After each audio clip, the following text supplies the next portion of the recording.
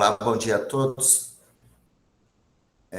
Vamos então, eu sou o professor Júlio, estou atualmente substituindo a professora Fernanda Castro Surita, né, que está de férias na chefia do departamento. Vou dar abertura aqui à nossa reunião geral de hoje, que faz parte das comemorações do Outubro Rosa, e nós teremos aí um assunto muito interessante, que será apresentado pelo professor Dr. César Cabelo dos Santos, aqui do departamento, que coordena a sub-área de mastologia aqui da nossa divisão de oncologia, e ele terá aí a participação da Bárbara Duarte, que é residente de mastologia, e da Christine Allen, que é aluna dele do curso de pós-graduação.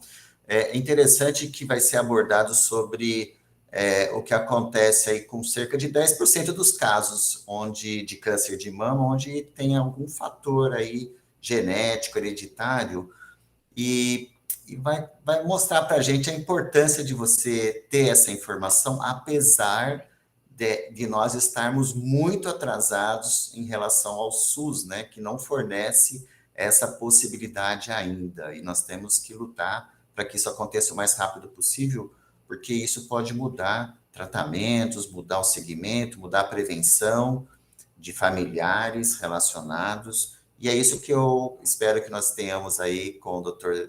César, esse tipo de informação, para criar na nossa cabeça essa necessidade crítica aí de nós começarmos a discutir por que o SUS não oferece esses testes, né? Então, ele deve ressaltar aqui para a gente a importância e a aplicabilidade disso. Doutor César, seja bem-vindo, você agora é o que coordena e tem a reunião nas suas mãos. Seja bem-vindo. Muito obrigado, professor Júlio. É uma grande honra poder estar aqui com vocês. Queria agradecer a presença de todos aqui e falar da alegria da gente poder estar falando aqui, né, na reunião do departamento, que é um momento muito especial, né, do nosso departamento, onde a gente pode aí estar junto com os professores, nossos pares, os residentes, os alunos, né, e discutindo temas que sejam interessantes aí nessa linha. Então, foi feita a sugestão desse tema, né, da gente aproveitar esse momento aí do Outubro Rosa, que é um mês muito importante para nós que trabalhamos com câncer de mama, e falar um pouco de aspectos relacionados ao Outubro Rosa e essa questão realmente do câncer hereditário que o professor Júlio destacou. Agradeço à professora Fernanda Zurita também por ter me convidado e a todos aí que estão presentes. E só destacar que tanto a Bárbara Duarte quanto a Christine Allen estarão juntos conosco.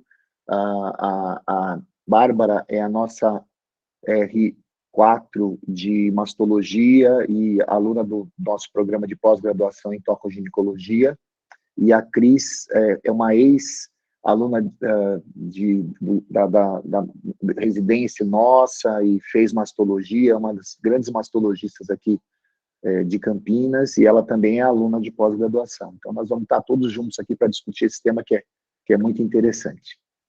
Eu não tenho nada relacionado a conflito de interesses dessa apresentação. Vou apresentar algumas imagens de pacientes que me autorizaram a isso, tá? Então, para falar um pouquinho sobre o Outubro Rosa, rapidamente, né?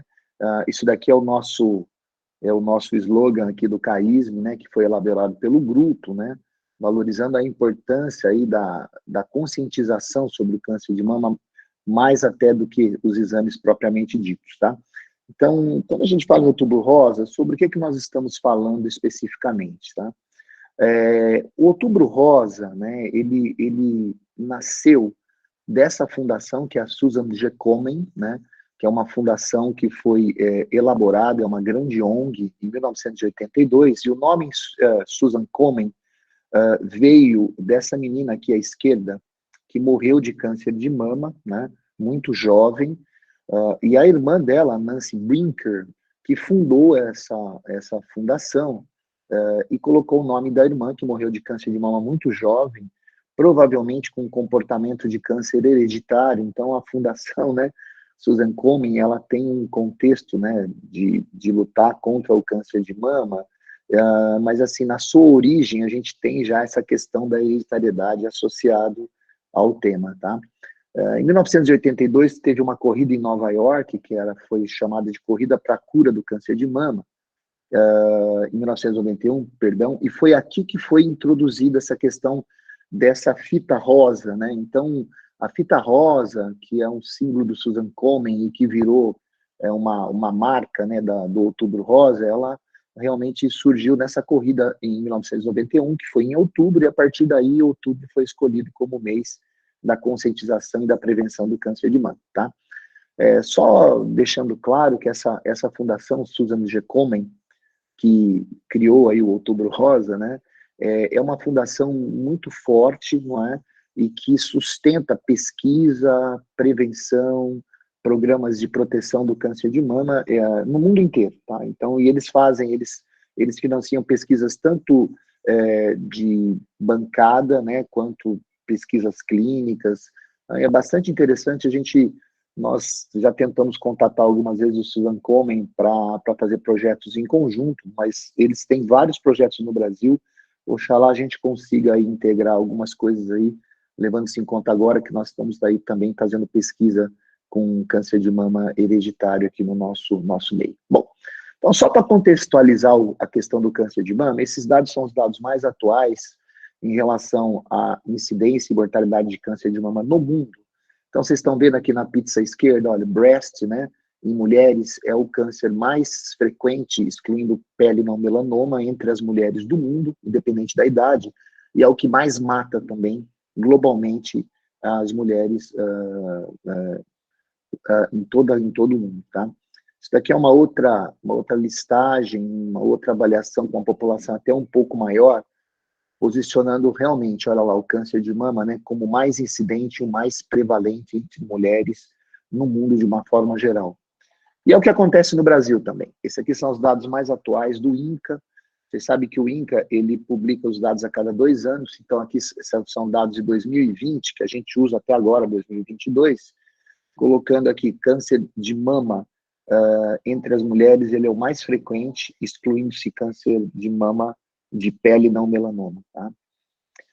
Esse dado aqui, esse trabalho aqui é um trabalho bastante interessante, que é um trabalho epidemiológico que foi feito em vários locais do Brasil. Foram destacadas 58 instituições, a Unicamp não participou, mas é um estudo bastante interessante, porque dá uma avaliação assim, global do comportamento do câncer de mama no nosso país, em diferentes regiões. E o que chama atenção, olha, que nós temos aqui uma alta frequência de câncer de mama abaixo dos 40 anos. Esse é um dado que é bastante intrigante. Por que nós temos tantas mulheres mais jovens com câncer de mama abaixo dos 40 anos, que é um comportamento diferente dos países mais desenvolvidos, onde a gente não chega a 5 a 7% de casos, tá? A gente tem mais que o dobro de câncer de mama abaixo dos 40 anos, quando nós comparamos com os Estados Unidos e, por exemplo, com a Grã-Bretanha, né? E nós temos uma frequência alta de pacientes com câncer de mama mais avançados, acima de 2 centímetros, né? Vocês estão vendo aqui, pelo quase 80% dos casos no Brasil, nessa análise que foi feita no Projeto Amazonas, eram tumores acima de 2 centímetros, ou seja, que já estariam deixando de ser assintomáticos, né? Que é o alvo de toda a prevenção secundária, é você diagnosticar tumores ainda impalpáveis, né? Para a gente chegar um pouquinho mais próximo de nós mesmos aqui em relação ao CAISM, vocês sabem que nós somos responsáveis por uma cobertura bastante extensa de uma macro-região, né, ao redor de Campinas, e nós tratamos cerca de 90% dos casos de câncer de mama de saúde pública nessa região. E qual que é o nosso comportamento epidemiológico, né, em relação ao câncer de mama?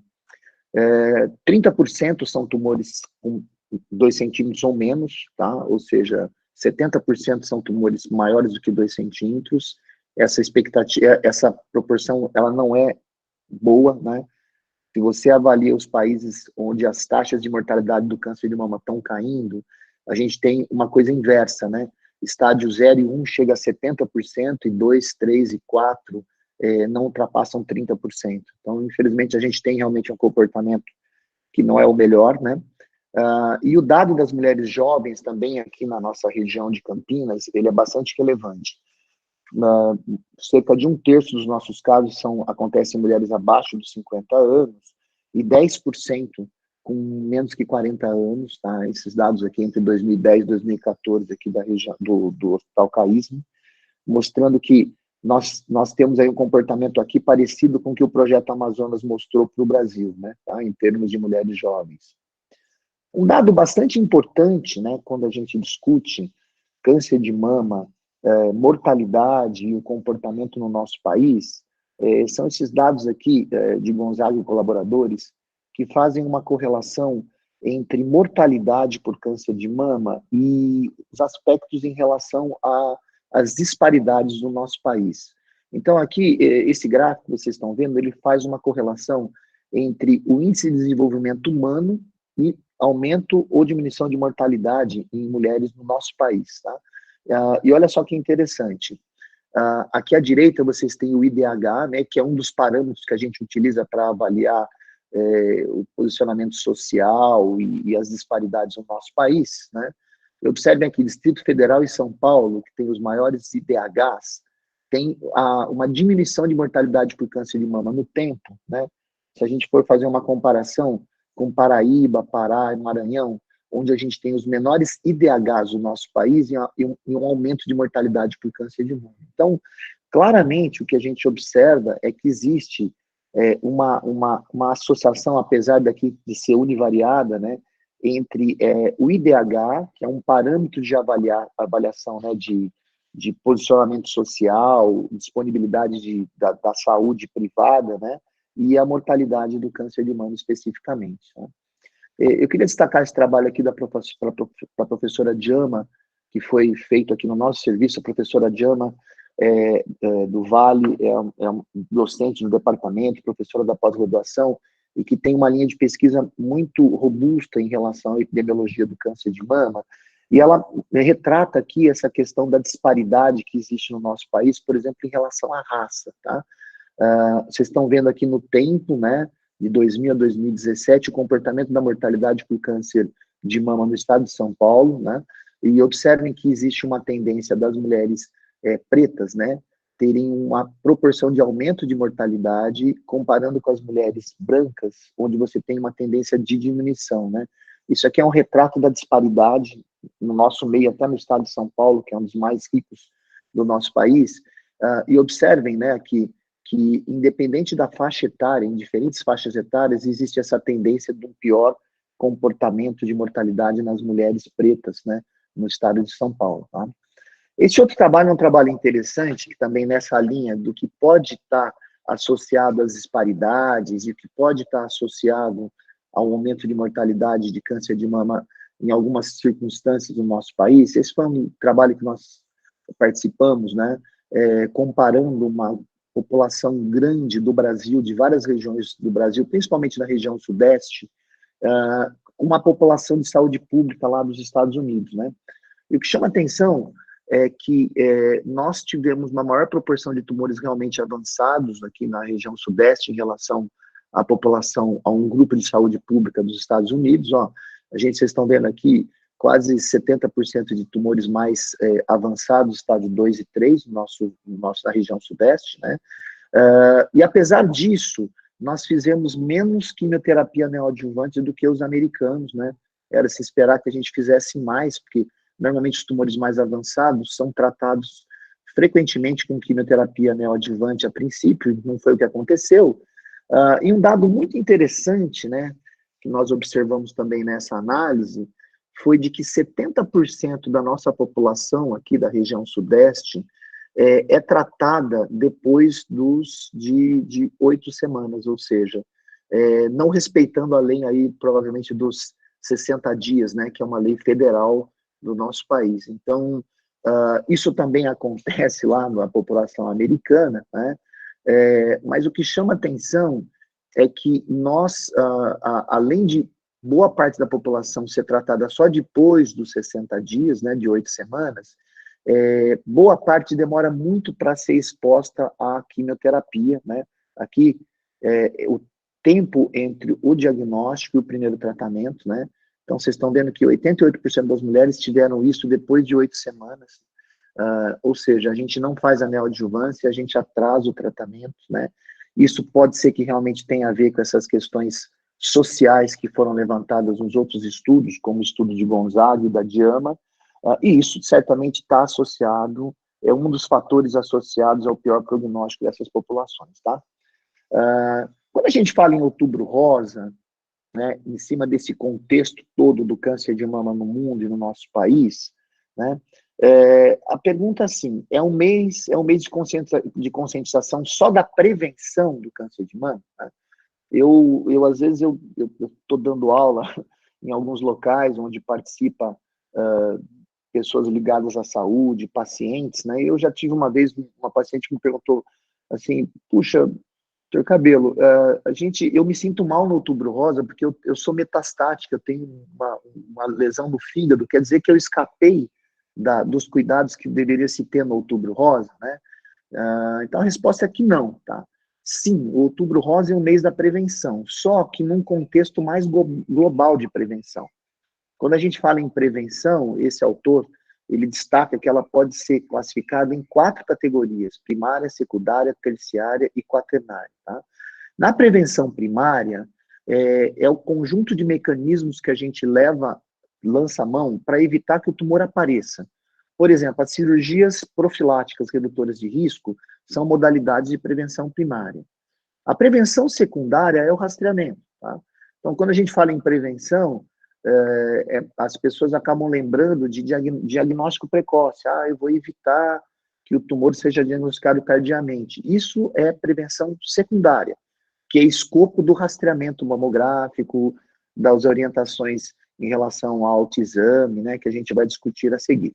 Existe a prevenção terciária, que é o tratamento adequado da doença não metastática, né? É uma boa cirurgia, é um bom tratamento sistêmico, não é? Para que evite-se que a doença se torne sistêmica, né? E evolua com uma doença metastática. Aqui cabe a questão dos atrasos que eu mostrei naquele trabalho que nós apresentamos lá. Então, a lei dos 60 dias cabe aqui. Além de você fazer o diagnóstico adequadamente, você tem que tratar de forma hábil para evitar com que exista essa doença sistêmica, que ela se torne metastática.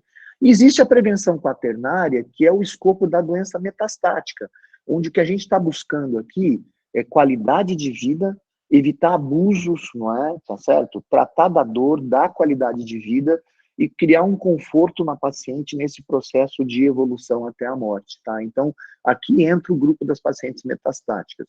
O Outubro Rosa discute todos esses aspectos, e não só diagnóstico precoce. São todos os aspectos que devem ser contemplados no Outubro Rosa. E é lógico, na prevenção secundária, que é o rastreamento, a mamografia é o instrumento mais importante, né? Ele claramente diminui mortalidade, ele é custo-efetivo.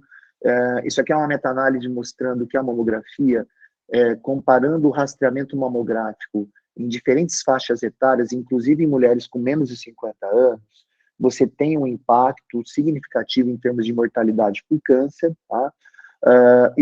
Nos Estados Unidos, existe uma normatização de várias regiões onde você incorpora o rastreamento em mulheres, né?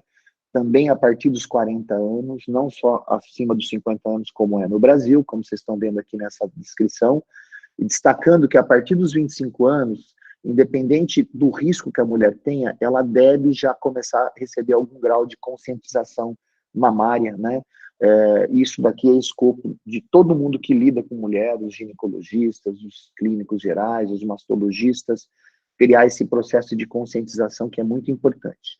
Nas mulheres que têm um risco alto, acima de 20% do nascimento até a morte, a gente começa já introduzindo alguns exames, como a ressonância magnética, associado a ultrassom, e a partir dos 30, mamografia e ressonância magnética de mama, que são exames que é uma população de mulheres que tem um risco maior para câncer de mama, tá? Lembrando que no Brasil, o rastreamento padrão das mulheres que têm risco habitual, desde 2015, ele é feito a cada 2 anos, entre 50 e 69 anos, e não contempla-se o rastreamento em mulheres nessas diferentes faixas etárias, por exemplo, entre 40 e 49 ou acima de 70 anos. Vocês viram que eu destaquei que, por exemplo, no CAISM, pelo menos 1/3 dos nossos casos de câncer de mama acontece em mulheres abaixo dos 50 anos. Então, esse tipo de normatização, ela exclui a possibilidade de você estar discutindo aí um rastreamento em mulheres mais jovens, e que é uma coisa que eu não concordo, tá? Eu não concordo com essa diretriz aqui do Ministério, e a minha opinião realmente é dividida com boa parte das sociedades que lidam com câncer de mama, como a Sociedade Brasileira de Mastologia, a própria FEBRASGO, dos ginecologistas, Colégio Brasileiro de Radiologia, né, que acham que a gente deveria começar o rastreamento mais antes dos 50 anos, tá? Apesar disso, de novo, a professora Jama aqui apresentou um trabalho bastante interessante, publicado em 2019, mostrando que, apesar do nosso rastreamento não contemplar essa população, né, abaixo dos 50, apesar do nosso rastreamento ele não ser feito de uma forma realmente organizada como deveria, ele impacta, sim, na diminuição da mortalidade por câncer de mama no nosso país, né? Provavelmente por causa dessa diminuição aqui dos estadiamentos, né? O aumento dos estágios iniciais e uma tendência de diminuição dos estágios avançados nessas populações rastreadas, tá? Esse não é um estudo de mortalidade, mas é de comportamento dos estádios. Isso é bastante interessante, mostrando que o screening provavelmente tem um impacto, sim, mesmo sendo feito dessa forma, mas seria muito melhor que ele fosse feito de uma forma organizada, tá? E, por fim, destacando de novo o trabalho da professora Jama, o que aconteceu nessa fase aqui do Covid, né, que foi um fenômeno mundial. A gente teve uma diminuição drástica do rastreamento mamográfico. O trabalho da Jama demonstra que, olha, até 57% de diminuição do rastreamento da população entre 50 e 69 anos, né?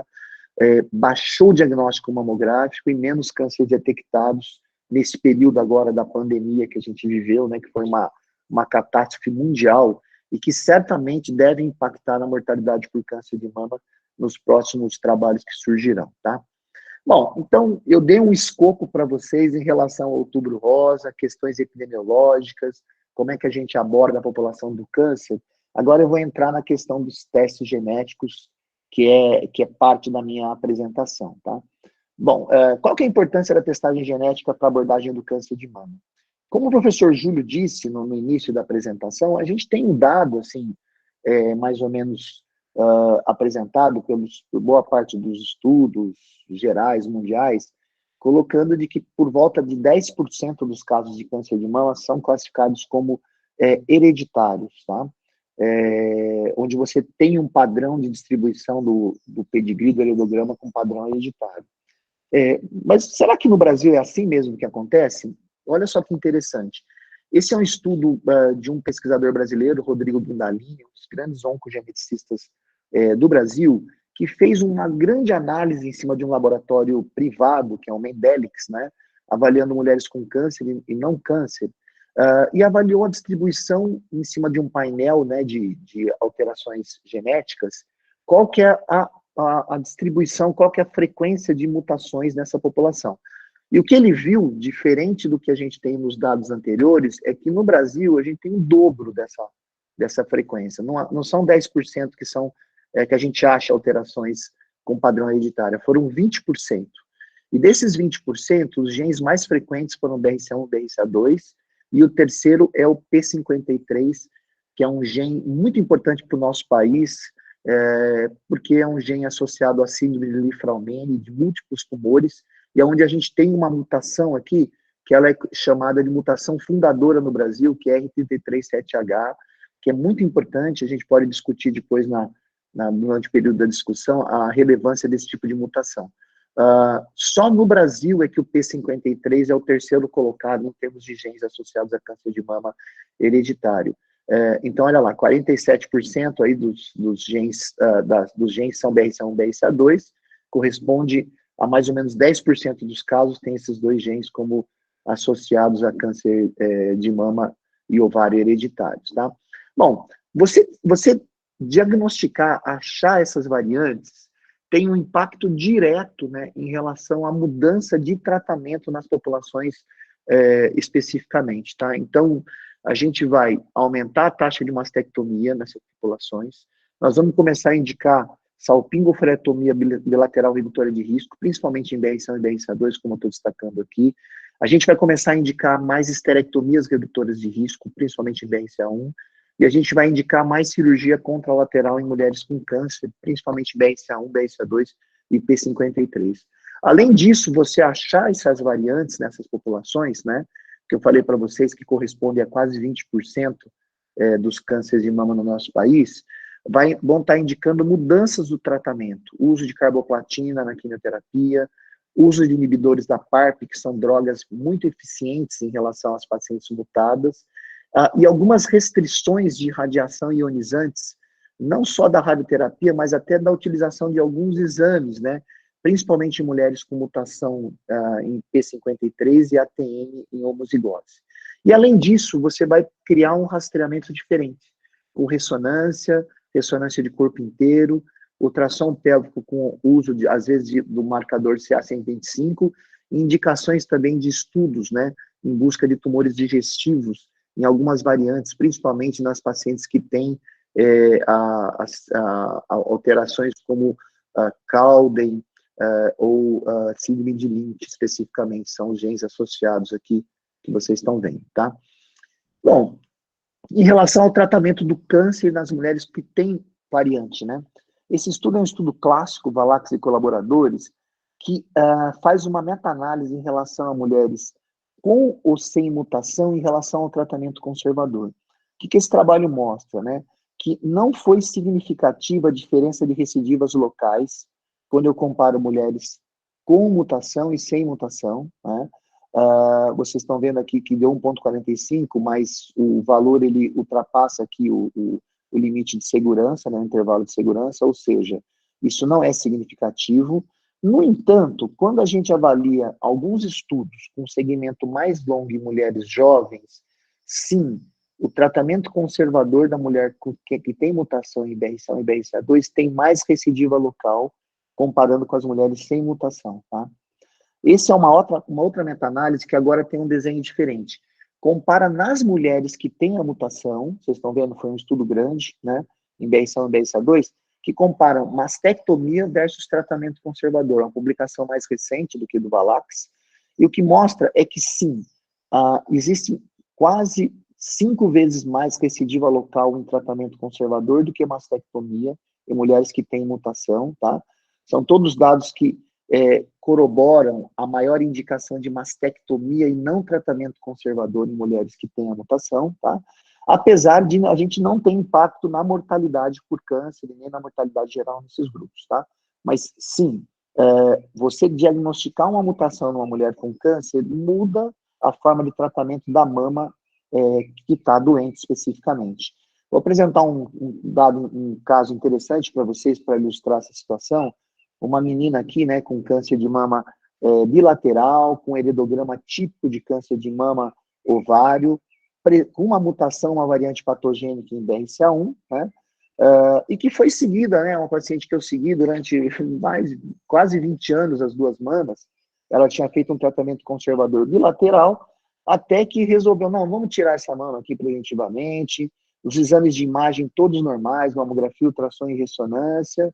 E na pós-mastectomia, uma paciente que era irradiada bilateral, não quis fazer reconstrução, e ela acabou achando um tumor incidental num dos lados, tá? E esse tumor aqui acabou gerando necessidade de uma restauração de sentinela pós-mastectomia e quimioterapia, porque era um triplo negativo, apesar de ser muito pequeno, tá? Então, vocês estão vendo que a tendência nos casos de mulheres com câncer de mama e com essas variantes fazer a mastectomia, tá? E a mastectomia contralateral também. Vocês estão vendo um relato aqui, é um caso, tudo bem, anedótico, mas que ilustra o que os outros estudos mostraram para a gente especificamente, tá? Em relação à mama contralateral, também é importante, principalmente nesses 3 genes aqui que eu destaquei para vocês.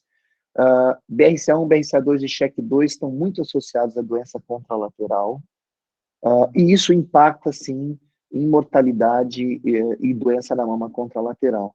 Esse é um estudo clássico, Metcalfe e colaboradores da Universidade de Toronto, que mostrou que mulheres que têm mutação, né, e que são submetidas à mastectomia contralateral depois de 10 anos, elas têm maior chance de estarem vivas do que as mulheres que não foram submetidas à mastectomia contralateral. Ou seja, a melhor forma de tratamento de uma mulher com câncer de mama mutada, com esses genes, é mastectomia bilateral. Tá? Interessante, essa é uma publicação grande, uma grande coorte, 8.000 mulheres praticamente seguidas, né, todas sequenciadas, um grupo com ou sem mutação BRCA1, BRCA2, e que destaca esse dado da doença contralateral. Apesar das cirurgias de câncer, né, quando você compara as mastectomias, tratamento conservador, não terem gerado um pior prognóstico em termos de mortalidade em nenhum das características, né, apesar desse trabalho não ter mostrado um aumento da recidiva local pós-tratamento conservador, como mostrou o trabalho do Valax e colaboradores, a incidência de câncer contralateral, ela é proibitiva. Olha só que interessante. Mulheres BRCA1, tá? A taxa de câncer da mama contralateral em 7 anos chegou a 14%, comparando com 2,5% das pacientes não mutadas. Isso numa população bem controlada, BRCA2, 14% versus 2,5%. Ou seja, em 7 anos, dá quase 2% ao ano de vida dessas mulheres. Tudo isso vem só corroborar a necessidade de se realmente discutir cirurgia bilateral nessas mulheres, tá? A salpingo-ofrectomia redutora de risco, principalmente em mulheres que têm mutação em BRCA1 e BRCA2, aí os estudos são muito robustos, né? Isso aqui é uma publicação da Downcheck e colaboradores mostrando que você tirar a trompa e os ovários das mulheres preventivamente com BRCA1 ou 2 diminui mortalidade geral, mortalidade de câncer de mama específica e mortalidade por câncer de ovário e peritônio específicas, tá? É muito interessante. Isso aqui é um estudo que só corrobora o dado da Downcheck. Mesmo em mulheres que tiveram câncer de mama e as que não tiveram, a salpingofrectomia redutora de risco impacta em mortalidade geral, câncer de mama específica e ovário específica, tá? E nas pacientes que tiveram câncer de mama especificamente, esse trabalho da Metcalf é muito interessante, o trabalho da Metcalf mostra que parece que a proteção em termos de mortalidade da salpingoforectomia em quem teve câncer de ovário é mais importante em BRCA1 do que em BRCA2, mas de uma forma geral a gente acaba indicando. E um dado final aqui em relação à mutação em BRCA1, de que essa aqui é um estudo muito interessante, foram mais de 1.000 mulheres que foram submetidas a salpingoforectomia redutora de risco e ficaram com útero, foram seguidas no tempo, e houve uma maior frequência de tumores serosos de alto grau, de endométrio, nessas mulheres, tá? Sugerindo que você deva, fundamentalmente em BRCA1, tirar o útero dessas mulheres quando você indica salpingoforectomia redutora de risco também, tá? Eu estou quase terminando, vou ilustrar de novo a importância de você fazer sequenciamento nessas mulheres, né, com ou sem câncer, a sem câncer de alto risco e nas com câncer de uma forma universal. Esse caso é um caso que eu gosto de apresentar, uma paciente que foi submetida a um tratamento conservador aos 53 anos, e daí, nos anos 2000, ela teve um câncer de ovário. Aqui está aqui o câncer que ela teve, tá? Essa aqui é a foto realmente da paciente. Então, era um câncer de mama, 2 anos depois, câncer de ovário. Esse caso foi um caso que eu operei junto com o professor Júlio, que é o nosso chefe da oncologia, que está coordenando essa reunião. A doença extremamente extensa, uma dissecção bastante ampla, era um estádio 3C de ovário. Essa menina foi feita carbotaxol como adjuvância pós-cirurgia, a cirurgia foi considerada uma cirurgia ótima, e depois de 17 anos dessa cirurgia do ovário, aos 70 anos, nós descobrimos uma mutação em BRCA1, que é esse gene, né, associado à mama contralateral, ovário, recidivas, e na época, dada a idade dela, foi discutido com a paciente, e uma situação como essa foi optado por acompanhar. E ela acabou tendo um câncer na outra mama saudável, que acabou gerando quimioterapia e radioterapia, tá? Então, eu ilustro esse caso como uma situação da importância, né, de você pensar na testagem em todas as mulheres que se enquadram dentro desse alto risco para a hereditariedade, e isso pode gerar impacto na vida dessas mulheres, né, mesmo em idades mais avançadas, como nesse caso, né, que ela foi tratada aos 72 anos por um câncer de mama que poderia ter sido prevenido, tá? Essa aqui é a última imagem que eu vou mostrar, para lembrar a importância também, né, no Outubro Rosa, do câncer de mama masculino, né? Corresponde a 0,5% dos casos de câncer de mama acontecem em homens. E quando você tem mutação, esse aqui é um homem, né, que teve um câncer de mama de um lado, a gente acabou fazendo uma cirurgia redutora de risco contralateral, a mãe dele teve câncer aos 52 e ele era mutado, tá? Esse tipo de mutação no homem, ele é importante também, é muito importante se saber, né? Porque existe, principalmente no BRCA1, uma maior frequência de câncer de pâncreas, e nos casos de BRCA2, uma maior frequência de câncer de próstata, tá? De qualquer forma, esses homens devem ser seguidos, principalmente quando você tem algum caso de pâncreas ou próstata na família. E esse senhor acabou, por causa desse rastreamento, tendo sido detectado um câncer de pâncreas muito inicial, que gerou uma cirurgia curativa sem quimioterapia para ele, tá? Então, destacando, né, a importância de você pensar em testagem em todos os homens, talvez em todas as mulheres com câncer de mama, que é o que sugere a Sociedade Americana dos Cirurgiões Oncológicos, né, de que a gente deveria fazer uma testagem universal de todos os casos de câncer de mama, além das mulheres de alto risco, né. O professor Júlio destacou que, infelizmente, o SUS não paga essas testagens, não é? Mesmo a saúde complementar não contempla a testagem universal, mas todos os trabalhos, principalmente os estudos bem desenhados, como estudos da Grã-Bretanha, mostram que a testagem, ela é universal, ela é custo-efetiva, ela salva vidas, ela muda a forma de tratamento, previne o câncer em todas aquelas instâncias que eu apresentei para vocês, tá? Então, é muito importante testar, você acha várias possibilidades de variantes que podem interferir diretamente, né, no tratamento das mulheres com câncer e na prevenção do câncer nos familiares saudáveis, né? Então, olha só, como eu deixei claramente, modifica a cirurgia ipsilateral, contralateral, indica salpingofarectomia bilateral redutora de risco, pode indicar esterectomia redutora de risco, principalmente em BRCA1, e modifica a vida dos parentes saudáveis que têm a chance de não terem câncer através de uma prevenção primária e secundária adequadas. É isso aí. Obrigado. Estou aberto aí a questionamentos de todos e queria devolver aí para o professor Júlio, para a Cristina e a Bárbara comentarem e verem o chat, né, Júlio? Fica à vontade. Isso, brilhante apresentação, viu, Cabelo? E como a gente combinou agora, tanto a Bárbara quanto a Cristina pode tanto fazer perguntas para nos esclarecer, né? Porque elas trabalham no dia a dia com isso, elas recebem as pacientes questionando, né? E sabem das dificuldades e eu solicito, assim, para o pessoal interessado escrever as perguntas no site, que elas mesmas já vão lendo e fazendo e procurando esclarecer aí entre eles, tá bom? Eu volto no final quando precisar.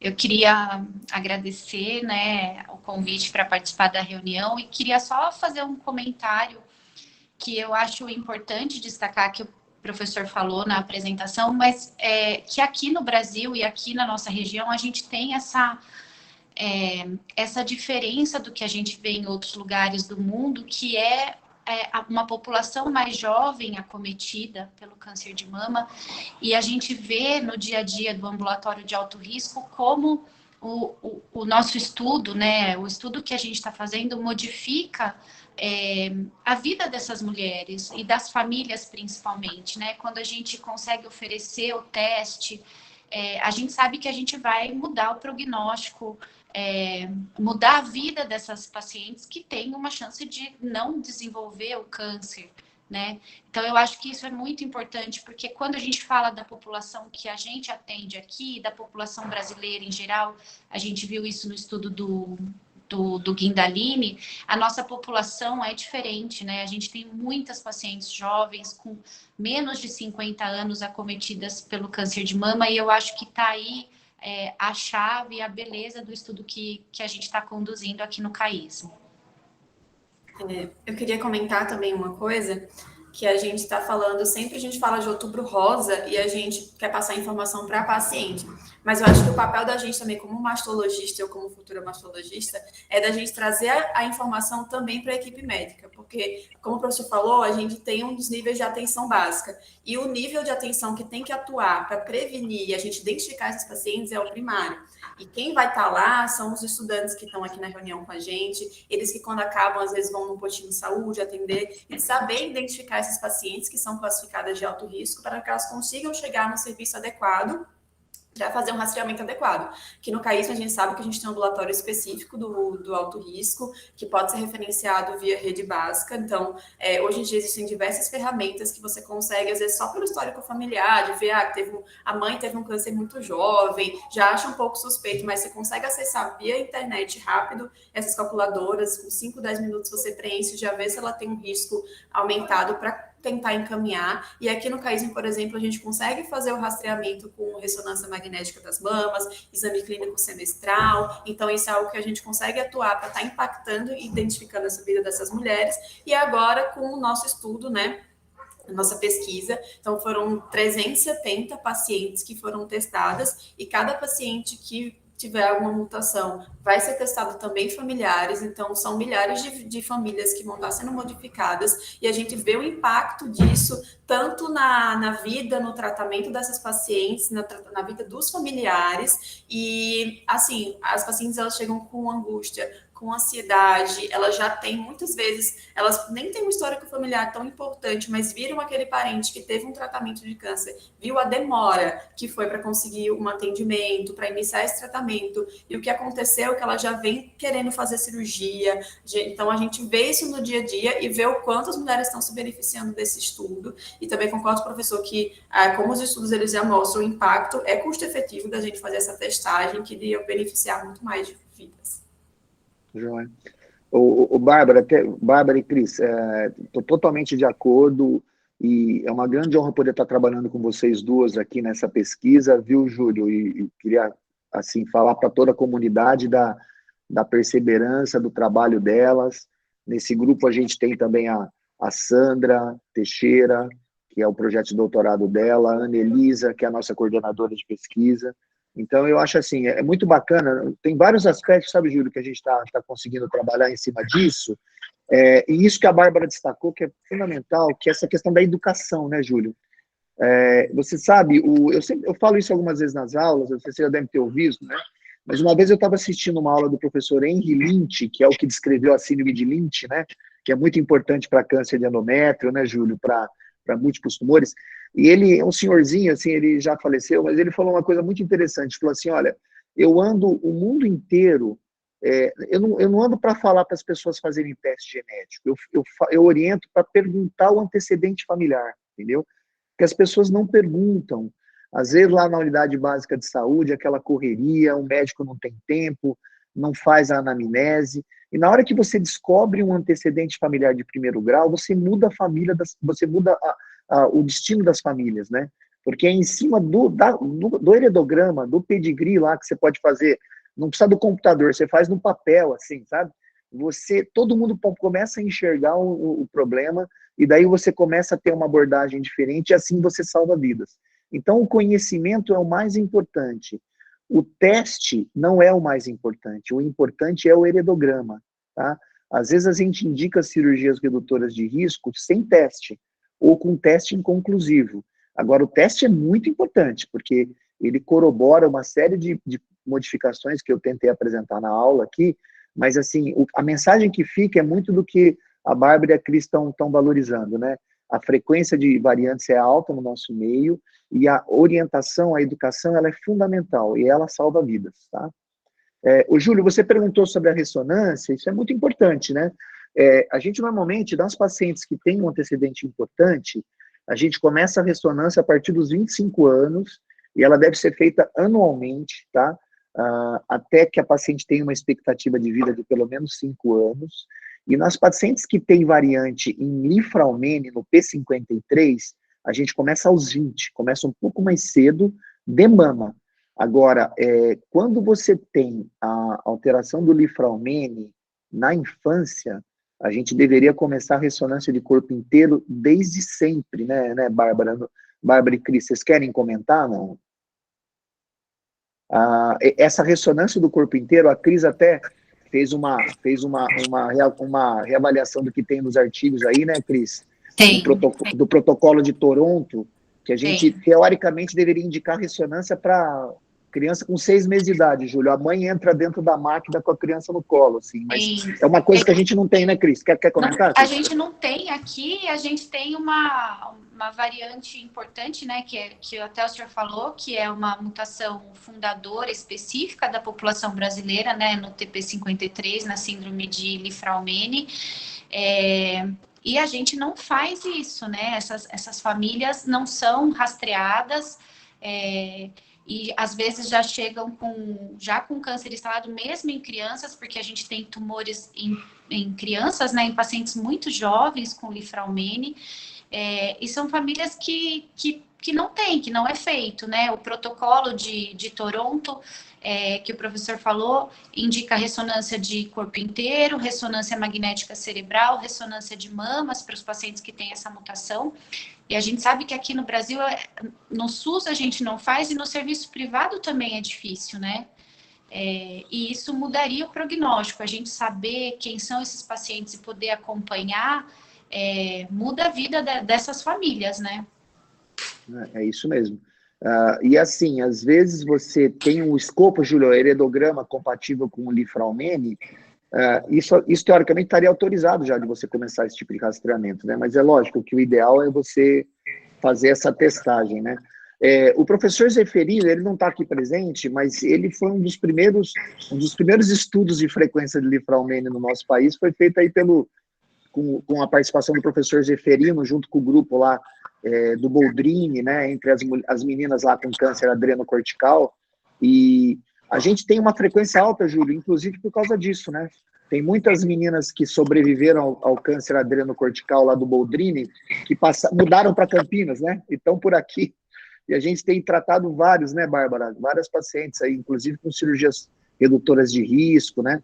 A gente consegue lembrar até os nomes, né, Bárbara? A gente aqui no ambulatório tem alguns casos que já se seguem há vários tempos e que a gente já conseguiu fazer cirurgias redutoras de risco, faz acompanhamento, como a Cris citou. É difícil da gente conseguir a ressonância de corpo inteiro, então o que acaba aqui no cenário do CAISM é a gente pedindo ressonância de mama, agendando ressonância de crânio, às vezes de abdômen consegue também via HC, mas fica algo meio quebrado, a gente não consegue seguir o protocolo correto, mas pelo menos a gente consegue identificar e fazer o segmento da parte da mama de forma adequada aqui para esses pacientes.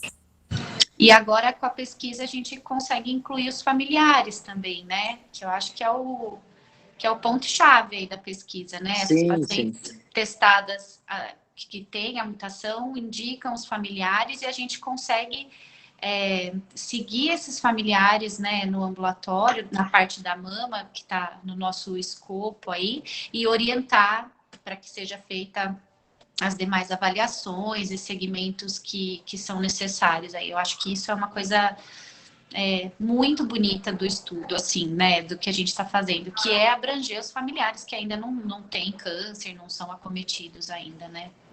Tem até um dado interessante, né, Cris? Tem uma publicação agora da professora Patrícia Prola, que é uma das grandes oncogeneticistas do país, lá do Sul, que ela fez um estudo na América Latina, viu, Júlio, sobre a aderência dos familiares, né, a fazer o teste, né? Então, e assim, é engraçado, você imagina, né? Você acha uma variante no membro da família e daí você convoca a mãe, a irmã para fazer o teste, né? Eu imaginava que a aderência fosse alta, né? E na América Latina é baixíssima, entre 5% a 7% dos familiares vêm testar, mesmo sabendo que a irmã tem uma mutação, né? E não é o que está acontecendo no nosso estudo, né? Então, eu não vou dar nenhum spoiler, porque os dados ainda vão ser analisados, né? Mas é muito interessante. Por isso, assim, a importância de você fazer um aconselhamento, né? E eu até gostaria de comentar, né, que a gente tem estudado o aconselhamento genético, né? Infelizmente, nós não temos, né, Júlio, no projeto, um geneticista no ambulatório que possa participar ativamente, né? Mas nós estamos nos formando, né, em relação à questão da oncogenética, existem pessoas que estão se habilitando, né, em relação a isso, e a gente consegue, sim, fazer um aconselhamento adequado e cuidar da população em cima de um local onde você consiga controlar essas questões todas, né? Então, é muito interessante. Quando você cria uma ideia, começa a trabalhar, coisas vão surgindo, né? Você não precisa necessariamente, né, Júlio, de serem necessariamente médicos e médicas que vão preencher, fazer os questionamentos, né? A gente consegue ter pessoas muito habilitadas na equipe multidisciplinar que conseguem preencher muito bem um questionário, né? O que a gente está vivendo agora no projeto, nós temos um enfermeiro, uma farmacêutica, coordenadora de pesquisa, e um enfermeiro que preenchem, né, o REDCap, preenche os algoritmos de cálculo e conseguem criar uma condição para que a gente faça depois um aconselhamento genético legal, tá? Então, eu acho que, assim, essa questão genética, por isso que eu quis trazer, né, Júlio, ilustra bem essa questão do alto risco, do Outubro Rosa, né? Que é um momento de conscientização e que vai muito nessa questão do alto risco. O alto risco é conscientização pura mesmo, né? Dentro disso, professor, a doutora Lúcia colocou aqui no chat um questionamento. Pensando em mulheres na menopausa que buscam terapia hormonal, muitas vezes vem com história familiar de um parente com câncer de mama. Existem vários instrumentos para avaliar o risco, mas algumas vezes difíceis para o ginecologista geral. Quando o ginecologista geral deve pensar em suspeita de câncer hereditário e encaminhar para o mastologista? Vocês querem responder? Eu posso falar, posso falar o que eu acho. Posso falar o que eu acho, tá? Bom, Lúcia, veja bem. Se você tiver um caso de primeiro grau na pré-menopausa com câncer de mama ou ovário, tá? Ou associações, né, de segundo grau também com câncer digestivo, ou a possibilidade de um câncer de cérebro ou um câncer de partes moles, né, ou adrenal, você pode sim suspeitar de câncer hereditário, tá? Então, assim, a minha mãe, a minha irmã, minha filha teve câncer de mama ou ovário ou um tumor desse tipo, jovem, abaixo dos 50 anos. Isso já é indicativo de você imaginar chance de ter um câncer hereditário, e a gente deveria, se possível, testar, e a pessoa ser testada, o ideal seria a pessoa que teve o câncer, tá? Então, é frequente a pessoa saudável nos procurar, e é mais vantajoso você testar o probando que é com câncer do que a pessoa saudável. Às vezes isso não acontece, às vezes a pessoa morreu já, você não tem essa condição de testar. Então, você testa a pessoa saudável, mas a gente sempre busca no heredograma quem teve o câncer e quem teve mais jovem, tá? Bom, a partir daí, você imagina que você achou uma mutação em BRCA1, né? Então, gene de alto risco, a mulher está na pós-menopausa e você quer discutir reposição hormonal para ela, né? Que acho que é um problema importante, né, Lúcia? Não existe resposta, tá? A gente tem um estudo antigo aí, do Pon e Page, todo mundo conhece, clássico, né? Lúcia, você quiser até falar do estudo, mostrando que a reposição parece que não impactou em aumento de risco, né, nas mulheres que já tinham a mutação, né? Mas, assim, de uma forma geral, as sociedades recomendam que não se faça a reposição, tá? Agora, veja bem, eu tenho conversado com as meninas, a gente tem feito um estudo, Lúcia, usando um calculador de risco que chama CanRisk, que ele não está validado no Brasil ainda, tá? E o CanRisk, ele permite uma coisa interessante. Você estima o risco de câncer de mama, tá? Em mulheres que têm mutação. Então, eu pego lá uma mulher saudável, BRCA1, e daí existe um campo de reposição hormonal. Então, ele consegue estimar o acréscimo de risco numa mulher BRCA1, por exemplo, usando 5 anos de uma reposição com estrógeno e progesterona. Eu já fiz isso, então eu posso te falar, tá? O aumento foi em 2% de risco absoluto. Então, uma mulher assim, olha, aos 51, repondo 5 anos, associada, eu já fiz o cálculo, mas você pode entrar, eu te passo o programa, tá? BRCA1 mutada, olha só, BRCA1 mutada, sem comorbidade, a mãe com câncer de mama com menos 50. 5 anos de reposição. O aumento de risco foi de 2%, o risco absoluto, tá? Não está validado isso, mas é um instrumento que a gente poderia estar argumentando junto com a paciente. Eu acho que eu desconheço outro calculador que dê esse tipo de informação, tá? É o CanRisk. Depois eu acho que a Cris, até a Cris ou Bárbara, vocês poderiam colocar no chat aqui o endereço do CanRisk. É fácil, dá para acessar e usar o calculador, tá? Excelente. É que, de fato, assim, na prática clínica, é muito comum, né? E como o paciente nem sempre lê o livro, né? Elas não veem uma história tão bonitinha. Então, assim, é a tia, é isso, assim, é mais de um parente, nem quando é claro na pré-menopausa, mas às vezes é aquela história que fica um pouco confusa, assim, né? Do ponto de vista de não ser tão marcante as informações. E aí a gente fica nessa questão de dar ou não o TH, pode ou não pode, isso é muito comum no ambulatório de menopausa, na prática clínica, né? Então, é bom ter instrumentos fáceis para a gente poder também avaliar, porque esse instrumento é bom, mas eu acho que é bem complexo para a ginecologista geral, eu acho que ele é um pouco complexo, né?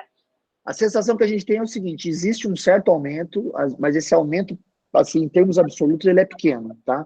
Agora, a questão toda é uma reposição muito prolongada, provavelmente pode ser que se comporte como as mulheres com risco habitual, mas isso não está claro, né? Isso não está claro, tá?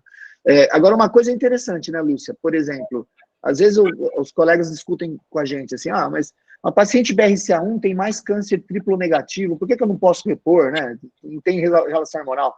Mas, assim, não é bem assim. Existem estudos que mostram que a castração precoce diminui a penetrância para mama em BRCA1, por exemplo, mesmo para tumor triplo negativo. Então, a questão toda é a seguinte, os hormônios têm uma participação na gênese, mesmo dos tumores triplo negativos, tá?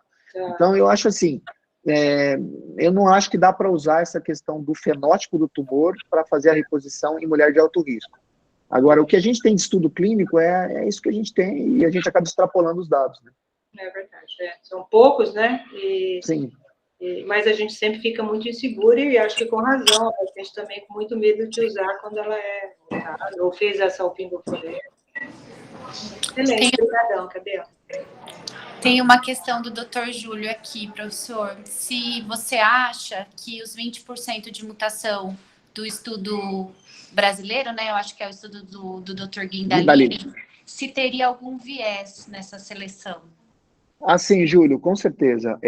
Olha só, por sinal, né, Júlio, a gente está tentando, em cima do nosso estudo aqui do CAISM, né, tentar dar uma acertada nesses vieses, porque esse estudo do Guindalini, Júlio, foi feito em cima de um laboratório privado, né, onde os médicos pediam as testagens e você acabava não tendo todas as informações clínicas, né? Então, graças a Cris, a Bárbara, a Sandra, a Ana, o Márcio, a gente criou um banco de dados muito completo e a gente vai tentar dar uma limpada nesses dados, principalmente, né, Júlio? A gente sabe que antecedente familiar, né, se você tem uma paciente com câncer e 3 casos de primeiro grau também, você vai ter uma maior frequência de alterações, né, de variantes, né? Então, acreditamos que sim, existe um certo viés, só que assim, viu, Júlio? Os nossos dados aí preliminares têm mostrado uma frequência mais alta do que do Guindalini. Então, a gente vai limpar os dados e vamos conseguir responder essa tua pergunta de uma forma mais adequada a seguir, viu? Conto com você para ajudar a interpretar esses dados. Professor, tem uma pergunta da doutora Cássia, também voltando na parte da terapia de reposição hormonal, mas ela falando nas pacientes que fizeram uma adenectomia profilática e estão com sintoma de menopausa. Se seria indicado qual é o risco da reposição hormonal nesses casos? Então, olha, obrigado, Cássia, pela pergunta. Sim, é seguro repor, pode repor. A gente tem pelo menos 2 grandes estudos, um deles, o mais importante, é o estudo PROSE, de um pesquisador americano chamado Timothy Rebec, né? Esse estudo é muito conhecido. E nessa pesquisa do Timothy Rebec, ele mostrou que você fazendo a cirurgia da mama e a salpingoforectomia, é seguro repor, tá? Então você pode fazer uma reposição. Não tem dados em relação ao tempo de reposição, Ou seja, nessas mulheres saudáveis, é a melhor situação, né? Você faz as cirurgias redutoras e repõe, tá? A questão aí, em relação ao útero, daí passa a ser relevante também, na minha opinião. Então, né, Cássia, se você tem um BRCA1, que está associado a alto risco de mama, alto risco de trompa e ovários, né, e uma maior frequência de tumor seroso de alto grau de endométrio, por que não tirar o útero também e repor só estrógeno, né? Ou testo, né? Baseado nos seus critérios. Então, é isso que eu tenho sugerido, viu? Isso daí, e tem se tornado cada vez mais robusta essa informação, inclusive no NCCN agora 2022, eles já incorporaram realmente essa questão também da esterectomia redutora de risco, que é uma coisa que ainda não é consenso, tá? Então, não é todo mundo que tem orientado, né, Júlia? Mas você, por exemplo, pega uma paciente que assim, bem fisicamente, né, um ECOG adequado, performance status bom, você vai fazer uma cirurgia minimamente invasiva, por que também não tirar o útero, né? Então, e facilita essa reposição, que a gente sabe, né, que, por exemplo, para o risco habitual, o estrógeno puro é bem seguro, né Lúcia? Então, o que vocês acham? É uma coisa para a gente conversar juntos aí. Uma esterectomia pode gerar muito problema, assim, em termos de vida sexual? Como é que vocês encaram isso? Eu acho que em relação à TH, eu acho que isso é um ponto muito importante. Além dos benefícios da prevenção do endométrio, é muito mais tranquilo você fazer uma terapia só com estrogênio, mesmo que você tenha mais autonomia para fazer por um tempo um pouco mais prolongado, do que dar um progestágeno, que na verdade parece que é o grande vilão do câncer de mama, aí numa paciente dessa de alto risco já. Então, eu também acho que a esterectomia é facilita muito depois. Perfeito. A doutora Cássia também tem outra pergunta. Se tem alguma novidade sobre o uso do Mireno, do Cailena, nas mulheres tratadas por câncer de mama? Pois Cássia, eu sei que é uma linha de vocês, né? E, a princípio, tá, o que fica é aquele estudo finlandês, é o que não sai da cabeça da gente. Na minha opinião, acho que é o último grande estudo, assim, em relação a pacientes com câncer, né? Mostrando que a permanência do DIU de progesterona, né, em pacientes que tiveram câncer de mama, está aumentado a um menor tempo livre de doença, tá? Então, usando esse estudo finlandês, a gente tem orientado que as pacientes que, por exemplo, têm câncer de mama com o DIU de progesterona, retire esse DIU, tá? Então, essa tem sido a minha orientação. Agora, a inserção na paciente com câncer também não é uma indicação que é recomendada, tá? Agora, é muito frequente, viu, Cássia, a gente tem esses casos, né? A paciente vem, tô com câncer de mama e tô com DIU. O que eu faço, tá? Primeira coisa, você não pode engravidar, certo? Então, a orientação é fazer uma anticoncepção, que o ideal, a gente tem orientado para os casos de câncer de mama, é usar o DIU inerte, tá? Então, de cobre ou prata, né? O DIU inerte. Então, no momento da retirada do DIU de progesterona, você já insere o outro DIU. Em mulheres que não têm vida sexual e tudo mais, a gente tira o DIU e deixa sem. Mas a ideia é não manter o DIU de progesterona e nem inserir em pacientes com câncer, tá?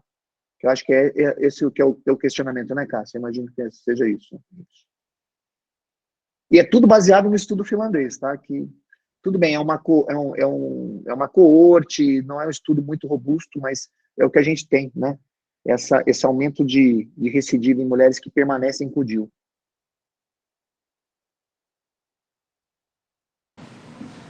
Acho que não tem mais nenhuma pergunta. Bom, não tem mais nenhuma pergunta. Eu queria só deixar, assim,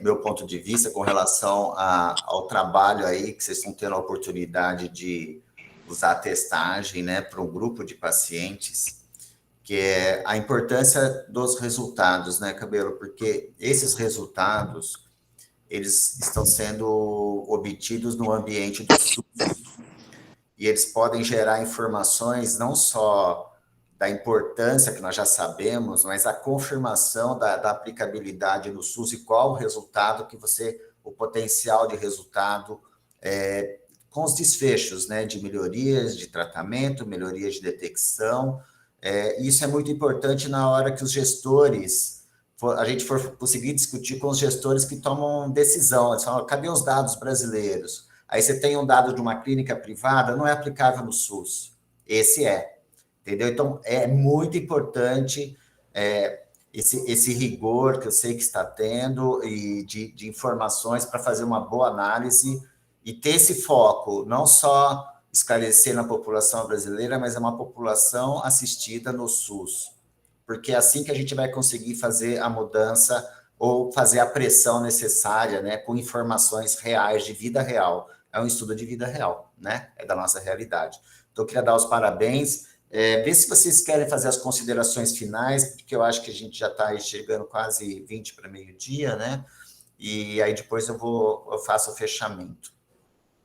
Cris, Bárbara, querem fazer um comentário? Queria só agradecer a oportunidade de participar da reunião e mais ainda do estudo, da pós-graduação. Para mim está sendo um divisor aí de águas na minha formação. Eu já fui residente há algum tempo e voltar dessa forma com esse estudo está sendo, assim, muito, muito, muito importante. Então, queria agradecer e agradecer hoje a participação aí, professor Cabelo, pelo convite, doutor Júlio, a todos, muito obrigada. Eu também queria agradecer pelo convite de estar aqui com vocês e ao doutor Cabelo por estar junto no mestrado como orientador e a toda a comissão do Departamento de Pós-Graduação da Tocoginecologia, que é tão excelente. Então, assim, é uma honra da gente estar participando disso e tenho certeza que nossa pesquisa vai trazer muitos estudos, o estudo vai trazer muitas informações importantes que a gente vai conseguir melhorar a vida de muitas pessoas aqui. Obrigada. Eu queria também, então, agradecer novamente a presença de todos vocês. Estou muito feliz, Júlio, 47 pessoas assistindo a reunião a essa hora, né, na hora do almoço. E agradecer muito ao professor Júlio, a professora Fernanda, pela oportunidade de falar aqui na reunião do departamento. É uma honra para qualquer docente, viu? Eu realmente me sinto lisonjeado. E agradecer todo mundo que está envolvido no nosso projeto, que tem permitido que a gente faça as coisas que estão rolando aí no nosso projeto, no ambulatório. O professor Júlio tem dado maior força, o professor Luiz Otávio. E, assim, agradecer a Maria Laura, da pós-graduação, que tem ajudado tanto, né, em relação à orientação das meninas, do grupo todo ligado à pós-graduação, a comissão de pesquisa. Esse projeto deu um trabalho para passar na comissão, porque tem uma série de trâmites, né, Júlio? Assim, quando você discute testagem genética, é um negócio que é incrível, como a gente aprende, né, na hora que você tenta fazer uma pesquisa como essa. Então, assim, todo mundo com boa vontade, querendo oferecer o melhor e fazendo aquilo que o professor Júlio comentou, né, Júlio? Tentando criar uma coisa num ambiente SUS, que é fundamental e é formidável trabalhar com isso. O ambulatório de alto risco é um sonho da minha vida, né, Júlio? Você sabe disso. Há anos a gente tentava elaborar e eu acho que está caminhando, está indo para frente. Eu já me sinto muito satisfeito com as coisas que já aconteceram e certamente muitas coisas ainda surgirão. Obrigado, Júlio. Bom, o professor Cabelo, ele é mais velho do que eu, né? Então, assim, eu segui muitos passos dele, porque eu era um residente atrás, e quando eu era aluno, a gente participava das reuniões do departamento, sempre lotadas, eram presenciais. Espero que um dia, logo, logo, talvez a gente volte para fazer esse intercâmbio, aluno, professor e outros profissionais, todos que atuam aqui no hospital. E o professor Cabelo é um dos experts no assunto, uma sumidade, tanto em câncer de mama, nos representa muito bem fora daqui, inclusive fora do país, e dispensa, assim, outros comentários. Eu aprendo sempre com ele, desde os antibióticos, quando eu estava no 2º ou 3º ano da graduação, eu aprendi a usar antibiótico com o doutor Cabelo, era uma coisa muito incrível. E ele, assim, ele tem bastante conhecimento, mas é muito acessível. Quem precisar aí de informação, tem interesse em estudar a área, é só chegar e conversar, que vai ser bem recebido. Quero dar os parabéns aqui ao Cabelo, a Cris e a Bárbara pela participação, foi muito proveitosa. E eu já queria deixar o convite para vocês da reunião da próxima semana, que é um assunto muito interessante. A professora Patrícia Heder e o Anderson Ribeiro vão estar falando para a gente sobre gestação e uso de substâncias psicoativas. Muito interessante, porque vai falar toda a repercussão de uso de drogas, tanto no pré-natal quanto no desfecho do parto. É um assunto aí que nos interessa muito e chama muita atenção, né? Ainda mais nesses momentos de crise, a gente acaba tendo muito mais, aumentando a incidência da utilização de drogas psicoativas pelo desespero, em geral, secundário ao que nós estamos vivendo, que nós vivemos nos últimos anos. Então, espero todos no próxima semana, a partir das 10h30, tá? Agradeço a atenção de todos e encerramos a reunião, então. Bom dia a todos. Um abraço. Tchau.